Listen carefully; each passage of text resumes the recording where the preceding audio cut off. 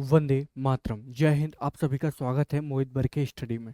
इस वीडियो में हम जानेंगे भारतीय संविधान की प्रस्तावना के प्रमुख तत्व या कुछ ऐसे शब्द जो उसमें लिखे हुए हैं उनके बारे में, और भारतीय संविधान की विशेषताओं के बारे में हम जानेंगे। जैसे कि भारतीय संविधान के ऊपर मैंने ऑलरेडी और भी वीडियोस बनाया है, उनको ज़रूर देखें। इस वीडियो में हम इम्पॉर्टेंट जानकारी देखेंगे, क्योंकि संविधान का मतलब ही है समान विधान। भारत को चलाने के लिए या फिर किसी भी देश को चलाने के लिए एक संविधान बनाया जाता है, जिसके तहत पूरे शासन व्यवस्था को चलाया जाता है।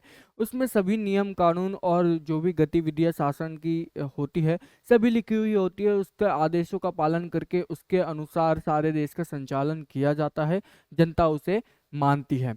वैसे ही हमारे देश का संविधान है, हमारे देश के संविधान के अनुसार हम चलते हैं। हमारा कर्तव्य है हमारे संविधान का पालन करना, क्योंकि संविधान हमारे द्वारा ही बनाया गया है अप्रत्यक्ष रूप से, क्योंकि हमारे जो प्रतिनिधि थे उन्होंने ही संविधान बनाने में महत्वपूर्ण भूमिका निभाई है। तो आइए जानते हैं संविधान की प्रस्तावना के प्रमुख तत्वों के बारे में।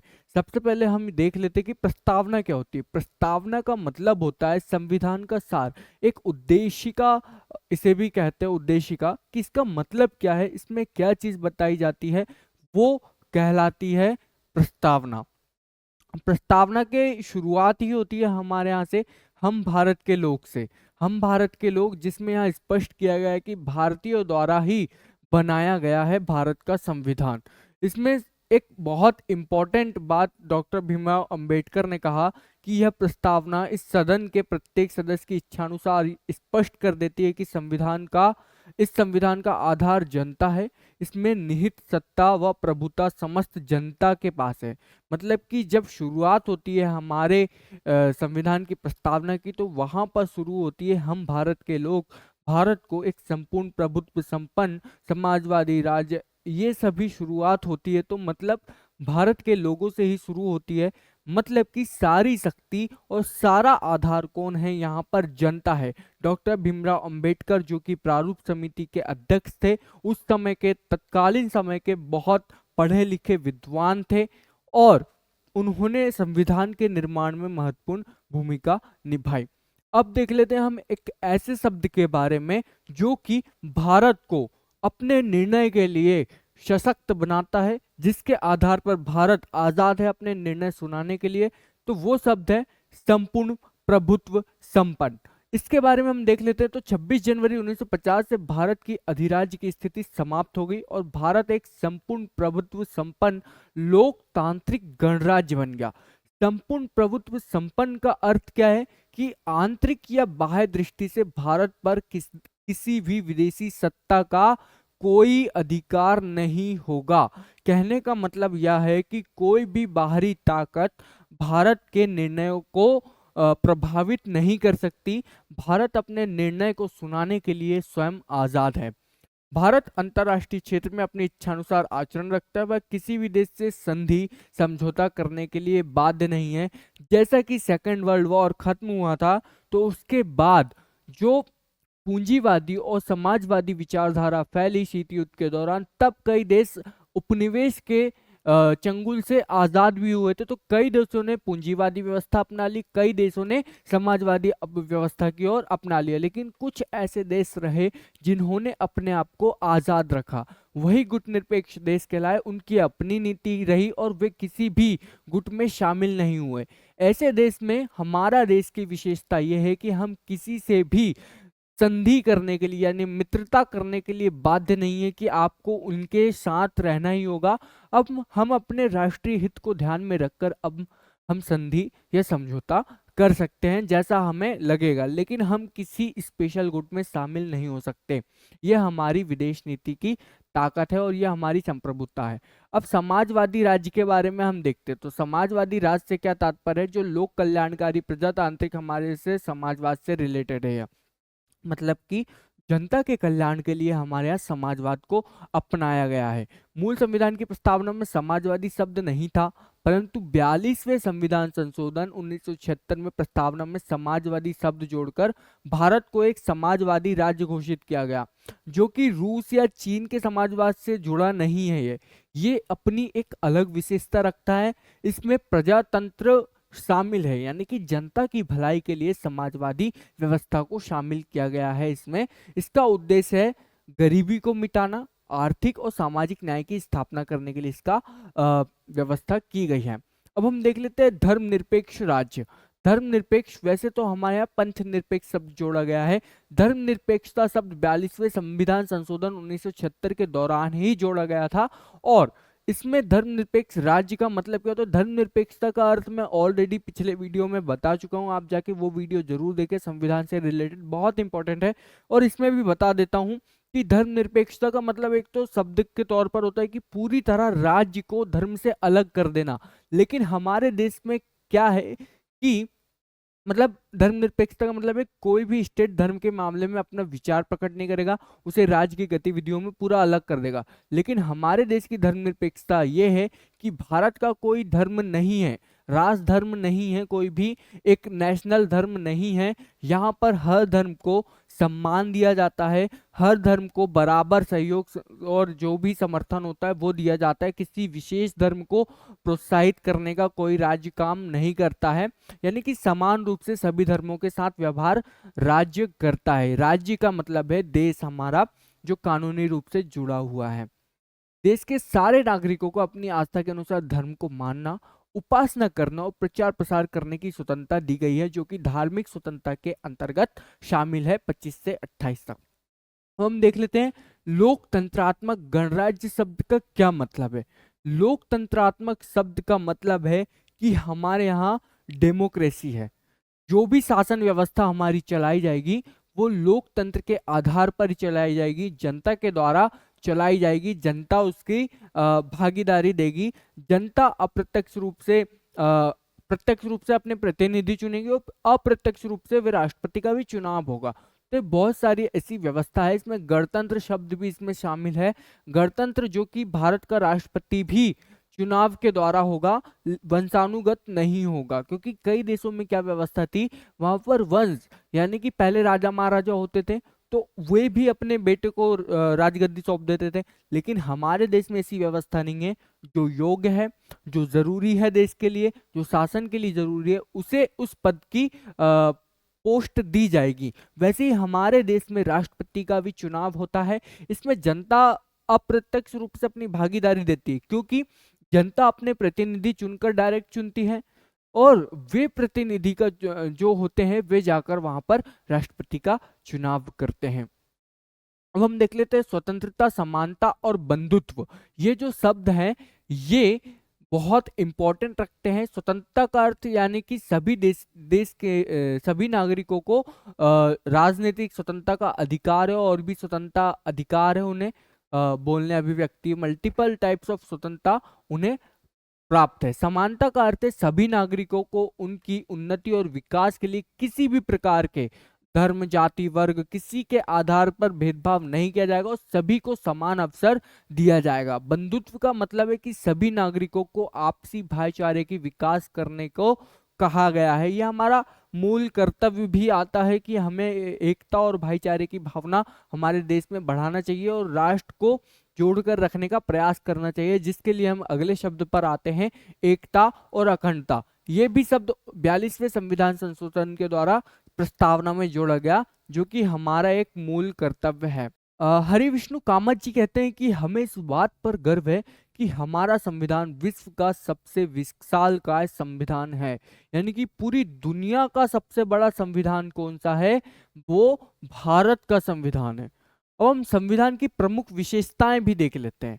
जैसे कि हमने अभी प्रस्तावना के कुछ इंपॉर्टेंट शब्दों के बारे में जानकारी दी, जो कि पूरे संविधान की प्रस्तावना में वर्णित है और भारत की स्थिति को बताते हैं कि भारत कैसा है, लोकतंत्रात्मक है, गणराज्य है, समाजवादी है। तो भारत की विशेषताएं बताते हैं। अब संविधान की विशेषताएं बताते हैं संविधान की, यानी कि संविधान जो कानून है जिसके द्वारा देश चलाया जाता है और जिसके अनुसार हम पालन करते हैं हर चीज का, जिसमें हर दंड संहिता और मौलिक अधिकार, कर्तव्य सब कुछ वर्णित है, उसके बारे में हम उसकी विशेषताओं को देख लेते हैं। तो हमारे देश का संविधान निर्मित एवं लिखित संविधान है, यानी कि इसे निर्मित किया गया, इसके ऊपर डिबेट हुई है, बातचीत हुई है और लिख कर इसे लिख रखा गया है। कई देशों में क्या संविधान है, एक तो अलिखित संविधान होते हैं, कई देशों का संविधान ही नहीं है, फिर देवीय कानूनों से चलते हैं, आपसी बंधुत्व से चलते हैं। लेकिन हमारे देश में क्या है, लिखित और निर्मित संविधान है। इसे बनाया गया है एक योजना के तहत। संविधान सभा का गठन हुआ था, उस पर डिबेट हुई काफी सारी। इसमें जो भी कानून बनाए जाते हैं हमारे यहाँ, जो भी बनाया जाता है उसको एक व्यवस्थित रूप से बनाया जाता है, सदनों में बहस होती है, फिर उसके बाद कानून बनाया जाता है। तो हमारे देश में ये सब व्यवस्था संविधान के द्वारा ही दी गई है। हमारा संविधान लिखित है। अगला देखते हैं विस्तृत एवं व्यापक संविधान, यानी कि सबसे बड़ा संविधान है।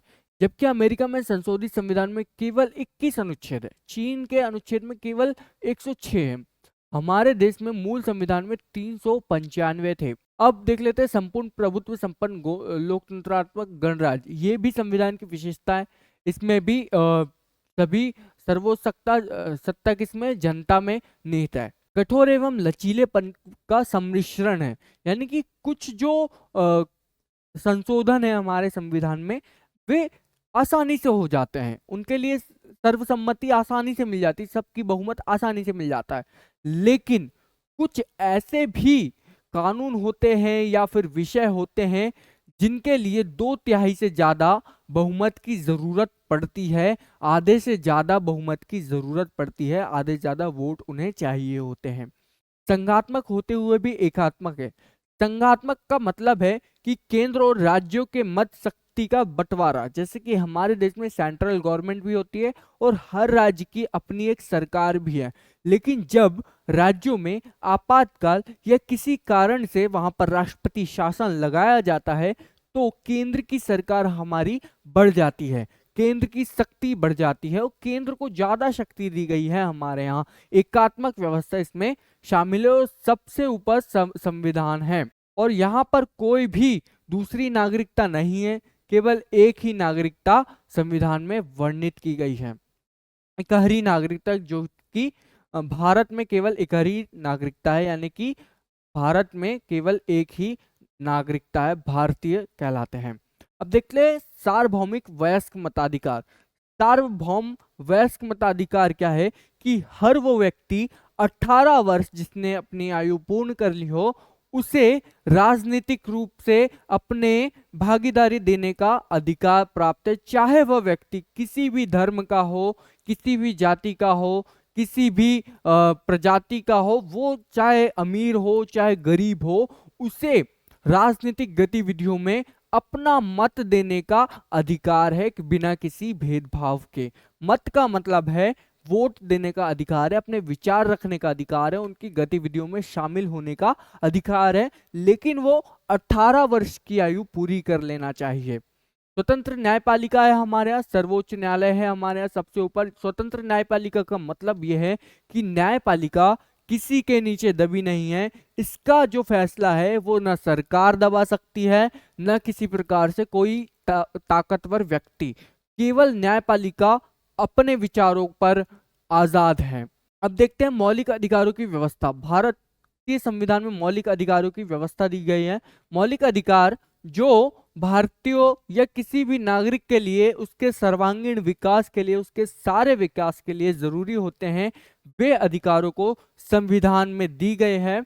और जो हमारे यहाँ सर्वोच्च न्यायालय है वो हमारे मौलिक अधिकारों की गारंटी देते हैं, उनके संरक्षण की गारंटी देते हैं। मौलिक कर्तव्यों की व्यवस्था 42वें संविधान संशोधन द्वारा की गई थी और 10 मौलिक कर्तव्य जोड़े गए थे। रूस से ये कॉन्सेप्ट लिया गया था, लेकिन